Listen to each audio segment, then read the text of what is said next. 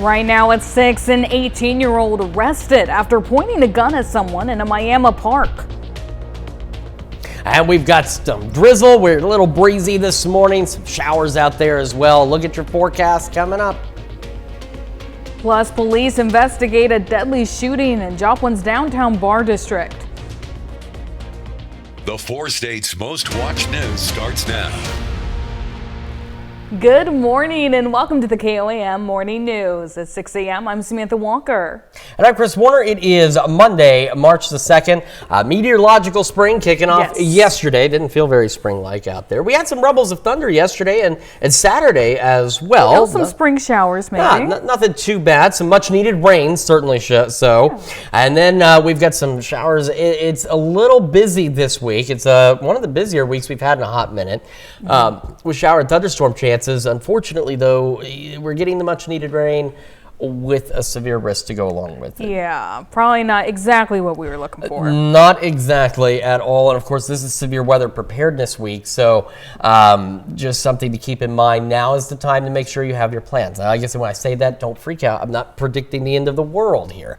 But we do have our first potentially significant severe threat as we head into later this week. Not today, though. Today is okay. It's just cool and cloudy and a little drizzly out there. We're going to start with a live look from the Westco camera right outside the KOAM studios. Well, it is outside, but it's directly above our heads-ish somewhere. I can't remember exactly where they said it is, but it's somewhere, you can't tell, but it's up in that corner somewhere on the roof. And that's where it is. And this is where it's looking directly out front. And you see all these little spider web looking things. That's just from some of that drizzle, the shower activity. And you see some haze even from the KDOT camera 69-400. We do have some fog. Some of it genuine fog. Some of it is just from heavier drizzle, which does not show up on the Skywatch Storm Tracker. 30-second and range line. MoDOT camera there looking south. Roads are still wet as well. And so with the patchy dense fog, you want to be careful on those wet roadways. A couple lingering showers still, southern Delaware County, parts of Benton and southern Berry counties out there, but not much to it. That's all that's left of what we had. But remember, drizzle is not going to show up so well on the Skywatch Storm Tracker.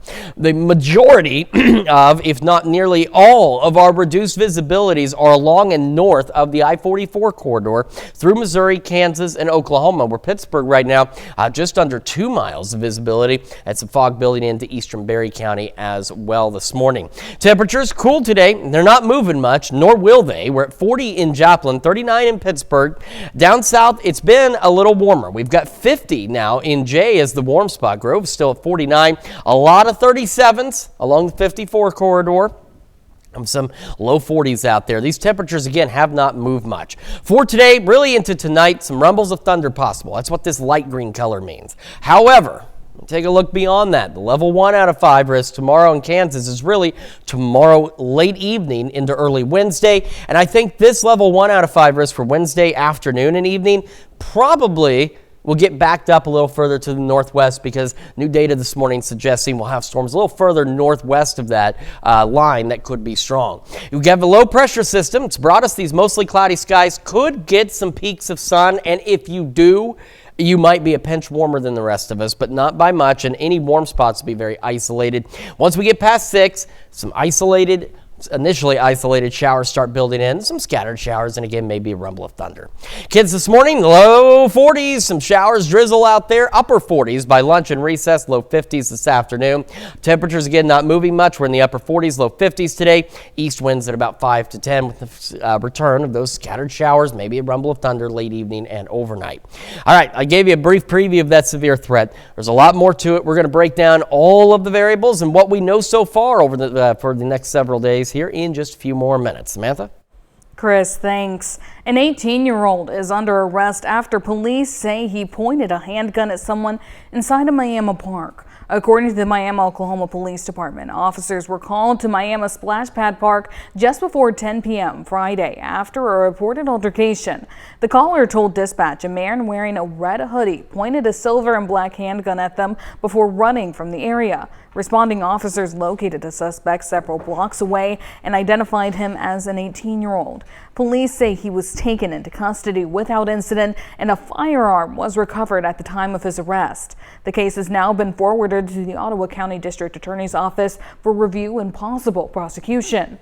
Well, early Saturday morning, a deadly shooting in Joplin's downtown bar district left one man dead. Officers were called just before 2 a.m. to the 500 block of South Joplin Avenue. When they arrived, they found an adult male in a parking lot with apparent fatal gunshot wounds. He was pronounced dead at the scene.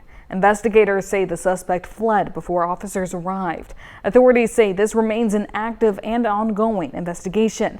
Anyone with information is asked to contact Sergeant Jason Stump with the Joplin Police Department. We'll continue to follow this developing story and bring you updates on air and online at KOAMnewsnow.com.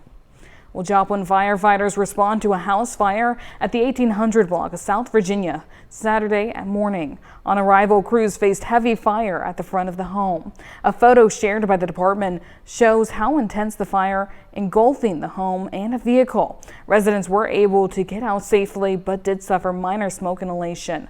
The Joplin Fire Marshal is investigating the cause of the fire. Well, Saturday morning, Academy Sports on South Rangeline was closed for a period following a pepper spray incident. Joplin police say an unknown suspect or suspects entered the store and sprayed what appears to be pepper spray. Captain Austin Wolf tells KOAM Shannon Becker no one was individually targeted. The spray was released into the store, causing customers to quickly exit the building.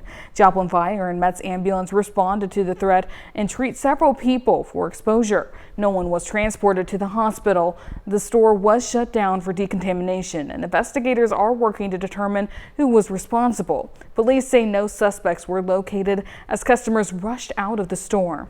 If you have any information, you're asked to contact Joplin Police. Well, car enthusiasts showed up to benefit officers recently killed in the line of duty. KOAM's Mitch Adams brings us more. Horsepower, but for a higher purpose. Joplin Cars and Coffee brought dozens of car lovers to Forest Park Baptist Church to honor 2 officers killed this week in Christian County, Missouri, and to raise money for the families they left behind. We've been doing Cars and Coffee for the last couple years. Obviously, we hate to hear about the tragedy of the slain officers in Christian County. So this wasn't a planned event, but we wanted to take the opportunity to bring the community together and try to raise some proceeds to send to their families. Many cars showed up early to the event, showing the interest of supporting a good cause. We're not surprised. The car community is pretty incredible, and it doesn't matter how nice a car is or not nice a car is. We all have an appreciation for different makes and models for different reasons, and so it's an incredible community, gives kids something great to look at, and we always know it's willing to rally, so we appreciate that everybody's coming together. The event turned out to be more than a car meet. It's a rally for positivity, no matter your make or model. Just creates an opportunity for some positive impact. Again, raise money. The events that happened in Christian County this week were tragic, and we feel bad for everybody over there. So we just want to see if we can help in any way possible. In Joplin, Mitch Adams, KOAM News. You can stay updated with future events from Joplin Cars and Coffee by joining their group on Facebook. That's a look at this morning's top stories and weather coming up on the KOAM Morning News. Unrest in the Middle East after the death of Iran's supreme leader. And we're tracking potential severe weather in the 4 states later this week. Chris will break it down with a full look at your forecast. You're watching the KOAM Morning News. We'll be right back. Topping World Watch, a nervous oil industry is watching Iran's threats to oil tanker traffic in the world's most critical export route. Iran could restrict oil tanker navigation through the Strait of Hormuz. The strait is narrow and is a key passageway from the Persian Gulf to the open sea for oil tankers and carries 20% of the world's oil supply for several producing nations. European Union naval officials say vessels are receiving radio warnings from Iran's Revolutionary Guard not to travel the strait. This comes following U.S. and Israel's strikes on Iran Saturday that killed the country's supreme leader, Ayatollah Ali Khamenei, and top 40 leaders. Supply disruptions by Iran could drive energy prices sharply up. Brent crude oil was at $73 a barrel on Friday, but could spike when markets open today. Industry experts say prices could go up $5 to $10 a barrel, and that could mean higher gas and oil prices for consumer needs. Well, violence breaks out as hundreds of demonstrators try to storm the U.S. consulate in Pakistan.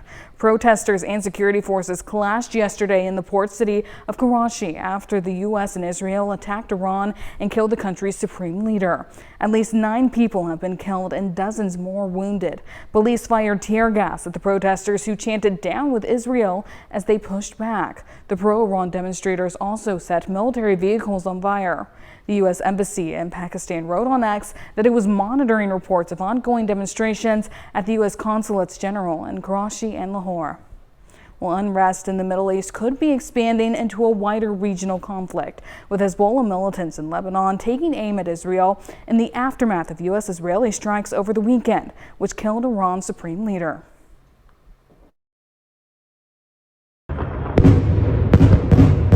Concerns are growing that U.S.-Israeli strikes on Iran may trigger worsening tensions in the Middle East. This as Israel launched new strikes on Hezbollah targets in Lebanon's capital early Monday, after the militant group fired missiles over the border into Israel. Hezbollah citing retaliation for the blast Saturday in Iran that killed the country's supreme leader. We went up to the roof and saw that the explosions were behind us. We can only see the smoke. After about 10 minutes, there was another strike right behind us. We all fled.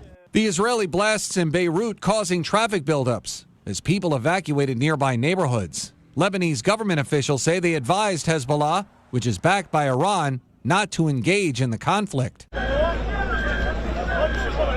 Iran, meanwhile, is vowing to continue strikes on Israeli and American targets in the region. Rescue crews in Jerusalem responded late Sunday after at least 5 people were hurt in the aftermath of the Iranian missile attack. While Israel's Iron Dome defense system has been intercepting many strikes, the uptick in attacks is sending Israelis underground to shelter in parking lots. We've already gotten used to the situation. We've been here for 2 days, and it's not the first time. During the first war with Iran in June, we were here in the parking lot on the floor, way down underground, so we feel pretty safe here. It comes as the U.S. and Israel hit more targets across Iran on Sunday. According to President Donald Trump, military action could continue for several weeks. We are the world's greatest and most powerful nation, so we can do something about what they do. Ted Lindner, Fox. Well, still to come, a family business in Lamar, Missouri is back on track. Plus, we're tracking potential severe weather in the 4 states later this week. Chris will break it down with a full look at your forecast. 3 generations of hard work was nearly destroyed within seconds during a warehouse fire last July in Lamar, Missouri. Now a family business is back on track. Kalian's Nellie Lopez spoke with the CEO of that family business to find out how he refused to let his great-grandfather's 50-year legacy come to an end. Got a phone call literally in the middle of the night at midnight and went up there and watched this fire just consume this warehouse. Anthony Jones received a call that would change everything at midnight. The Lamar O'Sullivan building, which housed more than 80% of his family's business operations, was engulfed in flames. The fire destroyed $7 million worth of his family's business assets and threatened to end a legacy that began in 1974. Obviously, the thoughts and swirls and emotions of, oh my gosh, this could be my family's legacy. This could be the end of my family's business. The next day, he ensured his legacy didn't vanish. We didn't have the luxury of taking 9 months to figure it out. We had to figure it out like that. The amount of things that we had to accomplish and the time frame to do it, that to me was by far the most difficult thing. He made one post on Facebook after the fire, asking about available warehousing space in the Midwest Missouri. In the midst of 1,000 shares and comments, one warehouse offering stood out. We actually got to keep our entire team together, and now we're just a little further drive away than Lamar. With the opportunity that these larger warehouses brought to the table, now we don't just have a warehousing company for what we're building, we have a warehousing opportunity even for everyone in the area if they need a great warehousing partner. Not even a year after the fire, Anthony finds himself not just expanding the family business, but being a support for other companies dealing with the current warehousing shortage. I believe business can be a powerful place that not just tries to build a big business, but we actually get to build big people and big dreams. That's what I saw from my grandpa. So my hope is that I got to step into something that is a 50-year legacy, and I'm excited to try to carry that on for another 50 years. In Jasper County, Missouri, Nellie Lopez, KOAM News. Anthony expanded the business to include a warehousing center and their own online farm superstore called Agzaga. According to the state fire marshal's office, the O'Sullivan fire was classified as incendiary. 2 juveniles were detained shortly after the fire. Well, now here's Chris with a quick look at your forecast. Yeah, and we're going to break down what you need to know. We've got that cooler start for us today. Some showers, some drizzle. Should get a break in the rain in the afternoon. We are watching that potential for strong to severe thunderstorms Wednesday and Friday. Really Tuesday night into Wednesday, and then again Wednesday evening, and then Thursday night into Friday. And our temperatures, aside from today, will return above normal. We're going to break it all down for you when the KOAM Morning News returns. Here's your Skywatch weather forecast from the trusted Roper Kia Weather Center. Welcome back. Welcome back to the KOAM Morning News. 6:22 now on this Monday morning. Again, a reminder, take a look. Iola now below a mile of visibility. And some of this is genuine fog. Some of it is just some heavy drizzle. It doesn't show up on the Skywatch Storm Tracker very well, but still the primary points of reduced visibilities along and north of the I-44 corridor from Missouri, Kansas, back into Oklahoma. So low beams, not your high beams, fog lights if you've got them. And with wet roadways around the area, slow down. Make sure you leave plenty of stopping distance between you and the vehicle ahead of you. All right, low pressure system off to our south and east. It's what's brought us some of the rain, the showers, and rumbles of thunder the last couple of days. We've got cloudy skies. We'll have mostly cloudy skies. Some of you may get a little more sunshine than others today. If you do and you get enough, you may be a bit warmer than what the general expectation is temperature-wise across the region, which is not very warm at all. Seasonably warm, I should say. Temperatures near average today.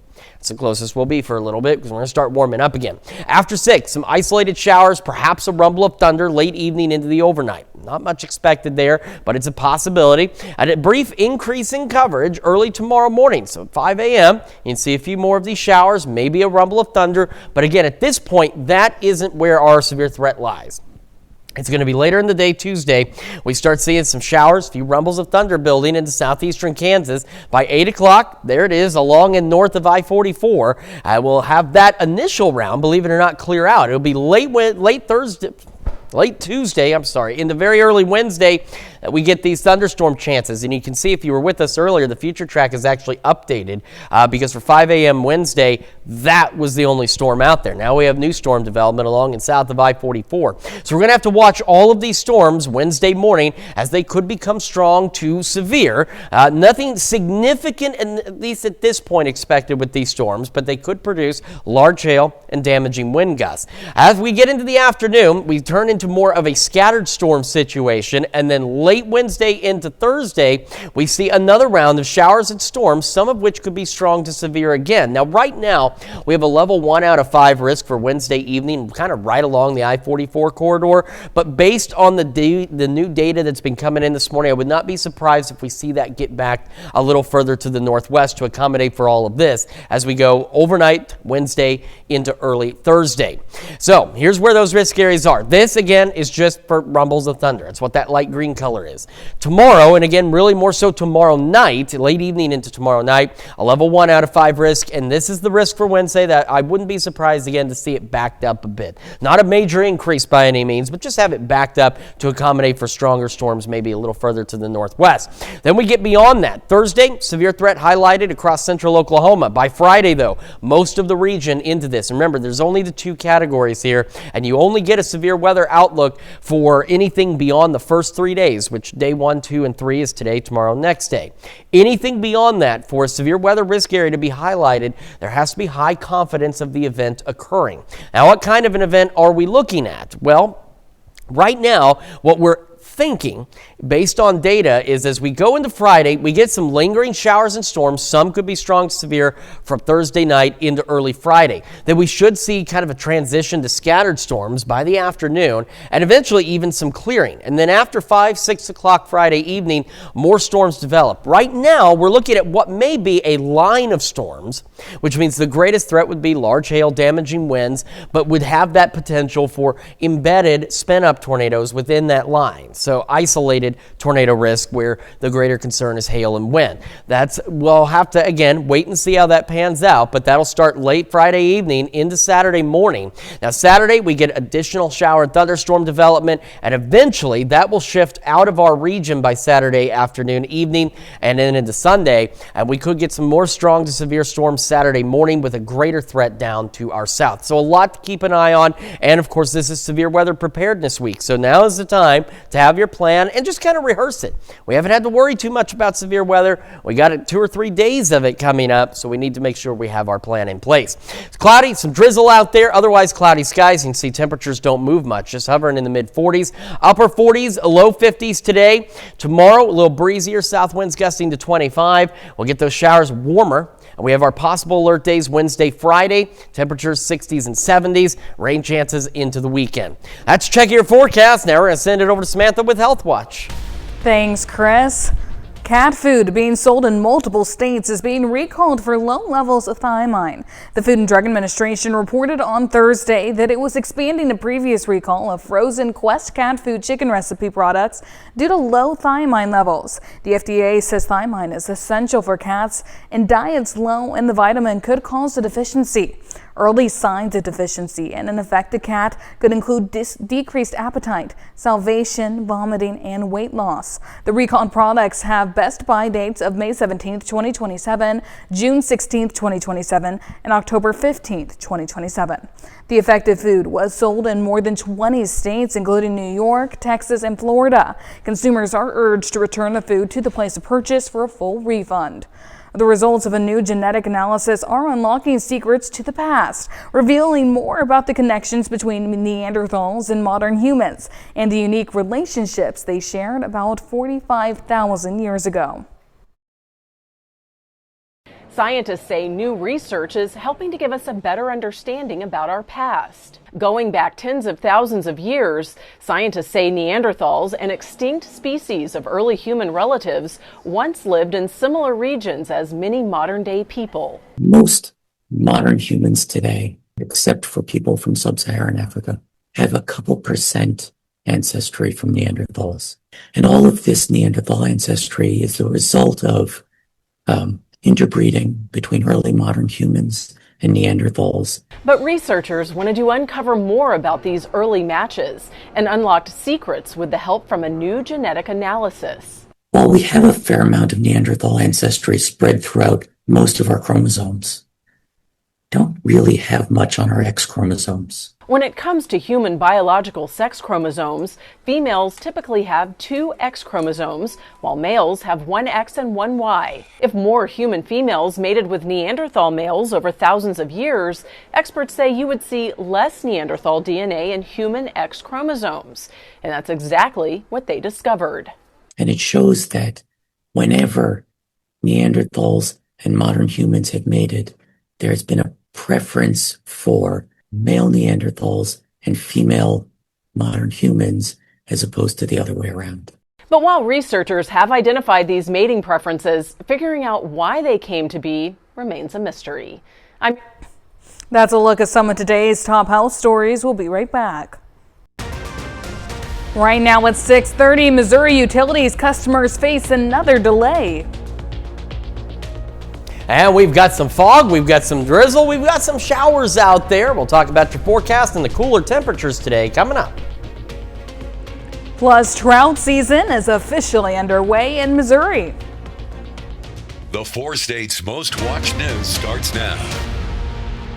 Well, good morning and welcome to the KOAM Morning News at 6:33. I'm Samantha Walker. And I'm Chris Warner. It is Monday, March the 2nd, kicking into meteorological spring. Yesterday, didn't feel like it though, a little colder. In fact, temperatures today, close to average.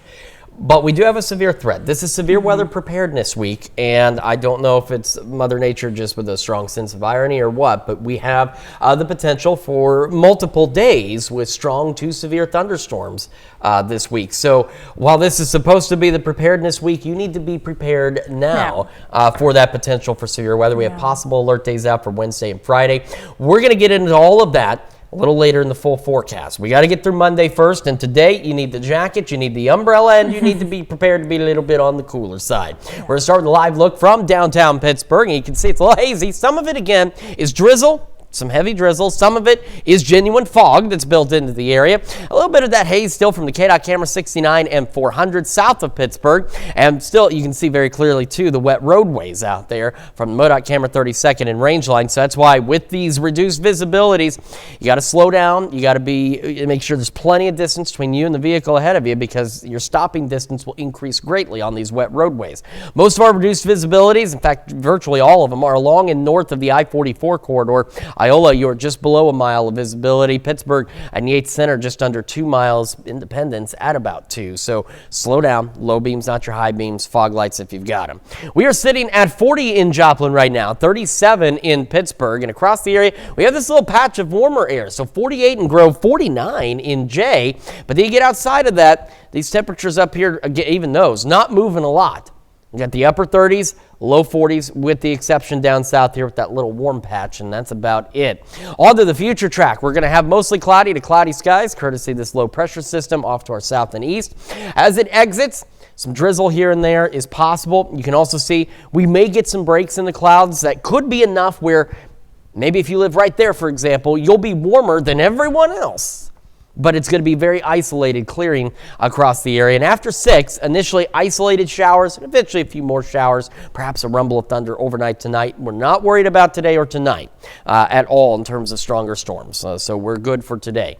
Low 40s, kids out the door, some drizzle, some showers, upper 40s by lunch and recess, low 50s. And again, our highs, temperatures don't move a lot today. We get into the upper 40s, low 50s, and we just kind of sit there as we head through the afternoon and evening. East winds 5 to 10. We're going to talk more again about our severe threat breakdown, what you need to know, because this isn't a single day deal where we can just go over that one day. This is potentially a multi-day deal. We're going to break it all down for you in just a few more minutes. Samantha? Chris, thanks. Missouri utility customers face another delay as state regulators push back their investigation deadline for a third time. The Missouri Public Service Commission has extended its investigation deadline for Liberty Utilities to March 6th. Missouri utility customers must wait at least another week for answers from state regulators. The utility investigation probe began 1 year ago after customers complained about billing and service problems. Commission staff have issued 22 additional data requests since September and continue monthly meetings with Liberty officials. The commission originally planned to complete its report by September 30th. The deadline was moved to December, then to February 27th. Staff say they could not meet the February deadline due to continued discovery and other business. The investigation covers Liberty's electric, gas, and water utilities throughout Missouri. Well, trout season is officially underway in Missouri. March 1st was the start of the state's trout catch and keep season, which runs through October 31st. Crews will stock Hickory Creek with rainbow trout for the opener on Tuesday at Morse Park in Neosho. Fishing will begin at 6:30 a.m. Yeah, this year the water is low. It does make it a little tougher on trying to get to the spots. The fish that's been put in here is trying to, find the deeper pools and currents, and it's just a little more challenging this year for anglers. But there's fish in there, and they can come and spend some time down here and catch some fish. Remember, trout anglers need a daily trout tag to fish in Missouri's trout parks. Well, after 55 years behind the bar at Frank's Lounge in Joplin, owner Judy Petty is calling last call one more time.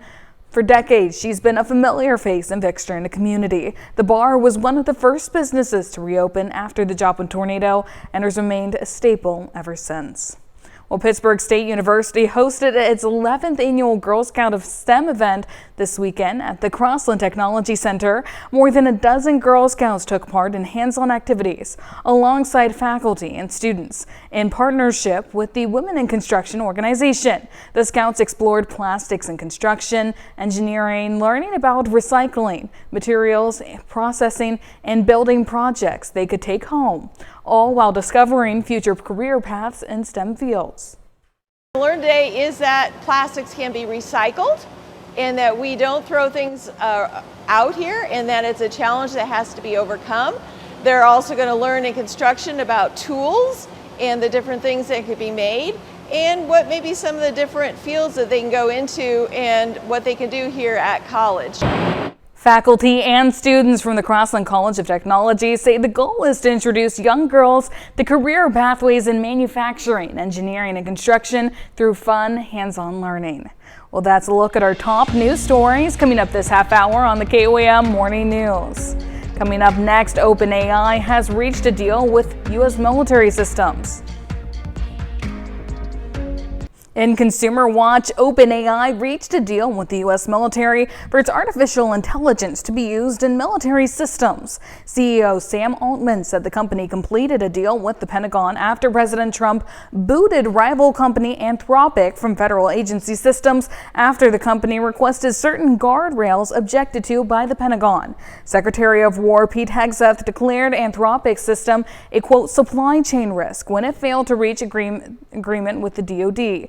Altman's announcement about the agreement may suggest the Pentagon did agree to some restrictions similar to those requested by Anthropic. Altman said the Department of War agreed for OpenAI not to be used in domestic mass surveillance, and human responsibility would be maintained in the use of force, such as in autonomous weapon systems. Altman said OpenAI will build in safeguards to maintain the proper safety and use. Anthropic says it will challenge Secretary Hegseth's designation of its system as a supply chain risk in court. Well, new data details the most expensive zip codes in the U.S. to buy property in. Economists at Realtor.com say California holds 6 of the top 10 spots for the most expensive communities in the country, including the #1 spot. The 6 most expensive zip codes in California to live in include Newport Coast, Beverly Hills, Bel Air, Montecito, Santa Barbara, Rancho Santa Fe, and Newport Beach. To obtain the results, economists analyzed areas with at least 30 active listings in January to find qualified zip codes and ranked markets based on the median listing price. Other communities in the top 10 include Fisher Island, Florida, and Paradise Valley, Arizona, along with Bridgehampton and Watermill, New York. Well, popular fruit is now in season. Strawberries are beginning to ripen at a local farm in Santa Maria, California. While berries now grow nearly year-round in many parts of the country, this is when the fruit really kicks into high gear. Farmers say they're pretty optimistic about the season and tell us why now is the best time to buy. Well, that's it for Consumer Watch this morning, and now here's Chris with a quick look at your forecast. Yeah, here's some things that you guys at home need to know today. We have a cooler and a bit of a wet start to the work week out there. Scattered showers. We'll get a break in the afternoon, more showers in the evening. We are watching the potential for strong to severe thunderstorms Wednesday and Friday, which is why we have possible alert days out there. And our temperatures, aside from today, will return to above normal levels. We're going to break it all down for you and get into that severe weather risk when we come back. We'll also celebrate birthdays and anniversaries right after this. Time now for some Monday birthdays and anniversaries in the 4 states. We're going to start in Pittsburgh with Kyler Mulhern, celebrating birthday number 10. Happy birthday, Kyler. And in Humboldt, Janissa Ferrero is celebrating birthday number 12. It says, happy birthday, love Nana, Papa, Jenna, and Olivia. Happy birthday. And we've got David Phillips II celebrating birthday number 16 today. Happy birthday. And in Pittsburgh, Jennifer O'Banion celebrating birthday number 39. It says, I hope you're blessed beyond measure today. Mama loves you very much. Happy birthday, Jennifer. Heading south to Seneca, where Matthew Miller celebrating birthday number 44 today. It says, happy birthday from Maddie, Emma, Chief, and Mom.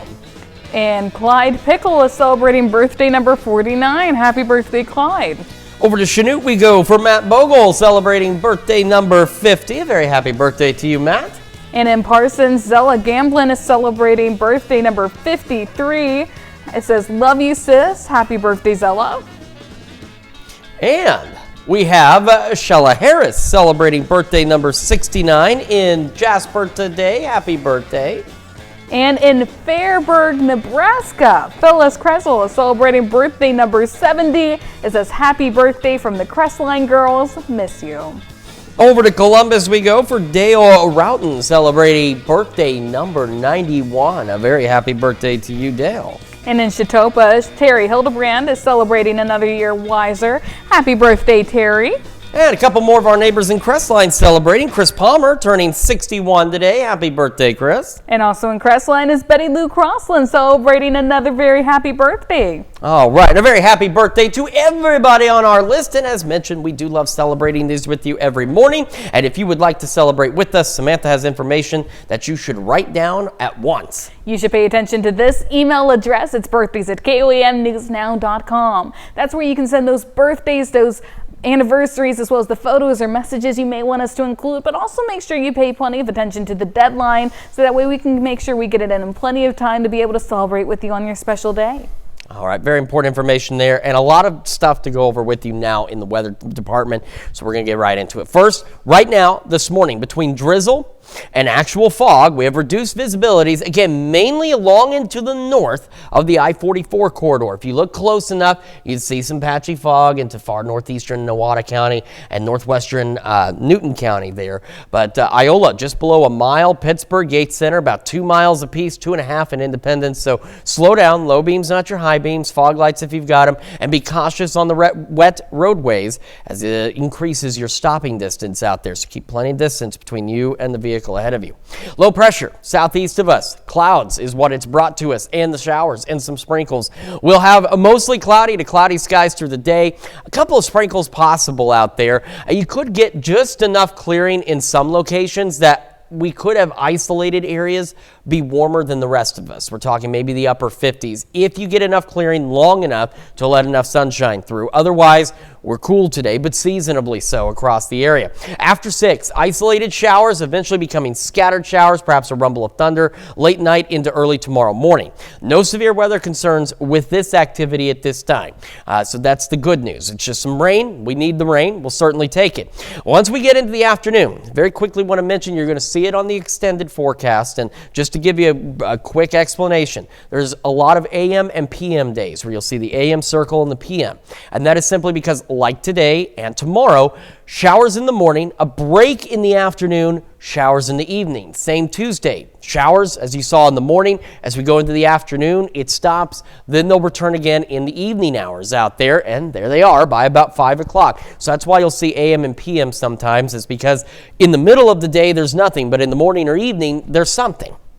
Scattered showers start building in late Tuesday evening across the area. This first batch we're not overly concerned about. It's the second round after midnight, maybe after about 3 a.m. You see showers, thunderstorms, parts of Missouri, Oklahoma, and back into western parts of our area in Kansas. Some of these storms, take a look at 8 a.m. Fort Scott, Pittsburgh, Nevada, Lamar, Stockton, Coffeyville, Bartlesville, Nowata. Some of these could be strong, potentially severe. And these will continue through the morning. And you see another batch that comes through about 9, 10 o'clock in the morning. Now by noon, Monette, Cassville, Anderson.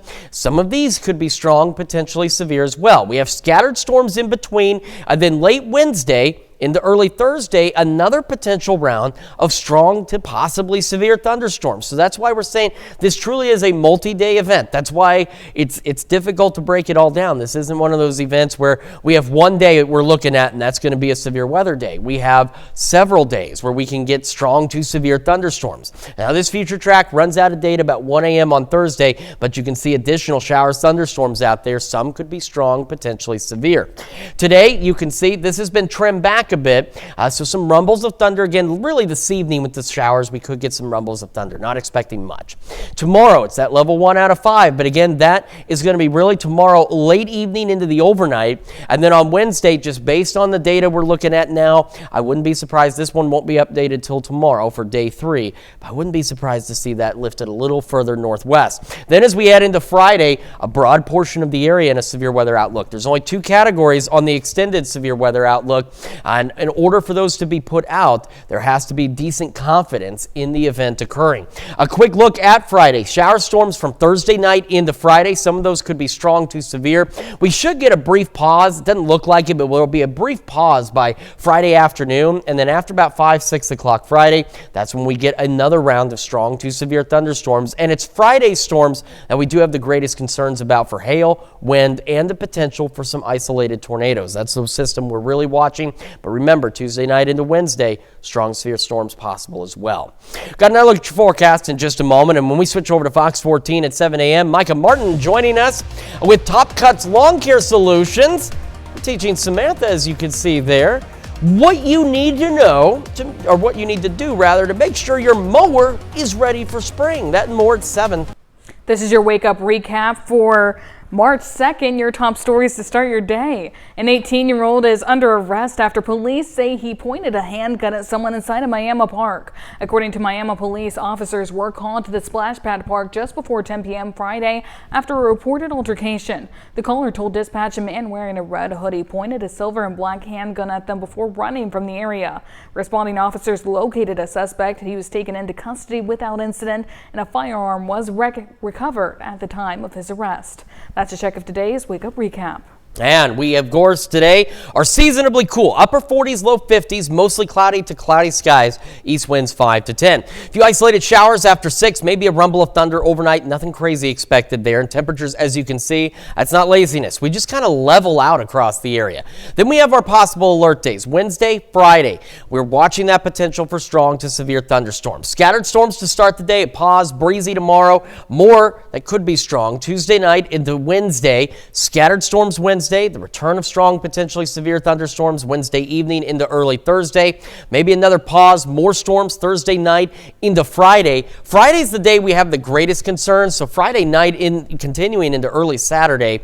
All hazards are possible. Greatest concerns right now are large hail and damaging wind gusts, but we do have, again, multiple days of potential severe weather. This is Severe Weather Preparedness Week as well, so just make sure you've got ways to receive warnings. Get the KOAM Skywatch weather app. We'll keep you updated, and just make sure you got your plans in place. As I said, not saying the end of the world's coming, but it's our first big severe event of the season. We certainly want to be ready, be prepared. Better safe than sorry. Absolutely. Well, thanks, Chris. Coming up today at noon, we're making triangle hat cookies in the Mr. Vu Test Kitchen. And your morning news continues on KOAM with CBS Mornings. Coming up, Team USA women's hockey player, Hillary Knight, will be live in the studio talking about winning the gold medal and everything that followed that. Or you can switch on over with us on Fox 14, where your own local morning news continues. This morning, we're going to have more about how you should be prepared for grass season this year. Yeah, this rain's certainly going to help the grass. That's going to do it for now, though. We'll be back here tomorrow morning at 5 a.m. We'll see you today at noon.